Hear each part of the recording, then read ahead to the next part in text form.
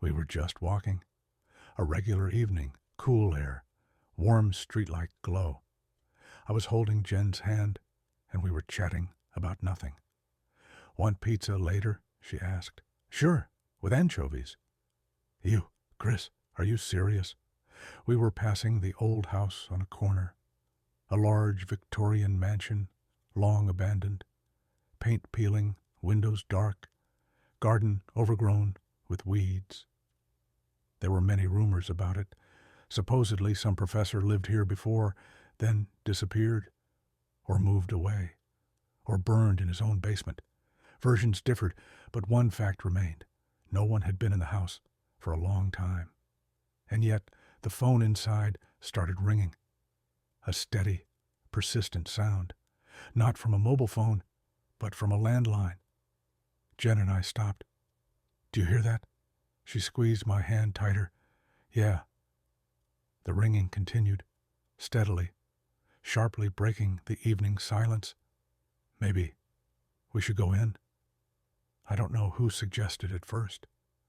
We looked at each other, and in each other's eyes saw the same question.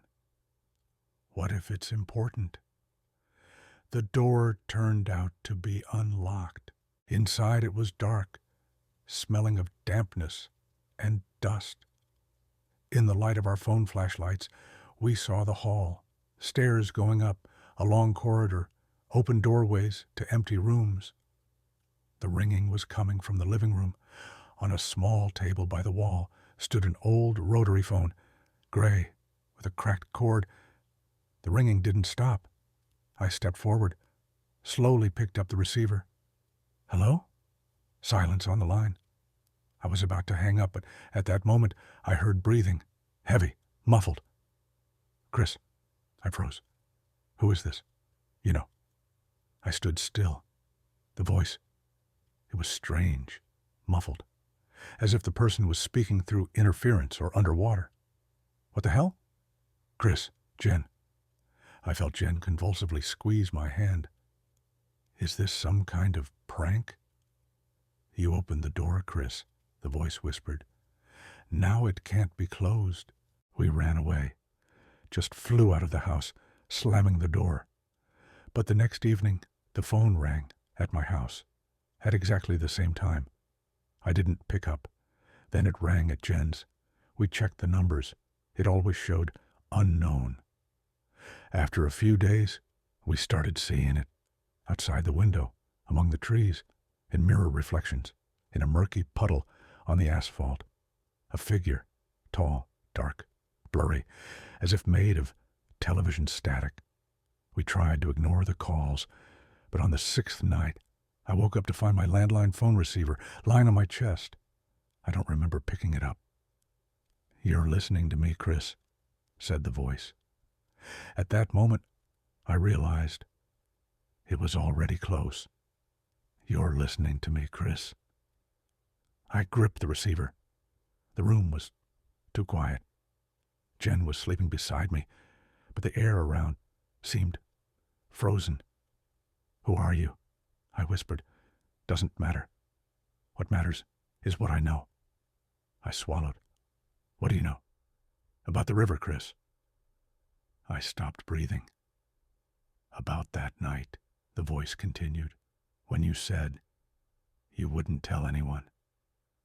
My chest froze. This couldn't be.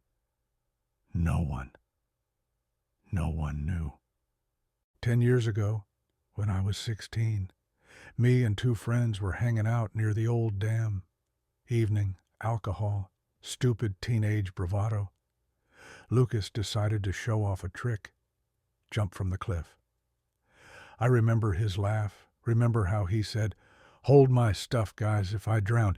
Look for my sneakers at the bottom." I remember how he jumped and how he didn't surface. Jacob dove in after him. I stood at the top and watched. A minute passed, then another. I heard the water bubble, and then I left. I just turned around and left. I don't know why. Shock, fear. One thought in my head. If I don't tell anyone about this, it means it didn't happen. Lucas's body was found only a week later. Jacob's, never. Chris, said the voice. Do you remember his eyes? I covered my face with my hands. You didn't leave him. Stop. You didn't try to save him. I was trembling. You just left. And at that moment, the receiver in my hand grew heavier. I slowly moved it away from my ear. It wasn't a receiver anymore. It was a hand, wet, cold, decomposing, and it was gripping me back. I screamed and threw it away, but the hand didn't fall. It hung in the air, and then, from the phone speaker, came a hoarse, choking breath. I saw you there, Chris. The dark figure in the static was now standing in the corner of the room. The face. I didn't want to look at it, but I saw. The eyes were deathly white, mouth open in a silent scream. Lucas, you should have dived after me, Chris. The light in the room flickered. And now you'll come with me. Jen woke up to my scream, but when she turned on the light, I was already gone. The phone receiver lay on the floor. She picked it up. Chris, you can hear me, Jen. The voice came through. The line erupted with laughter, choking with water bubbles. Dial tone. And then the phone rang again.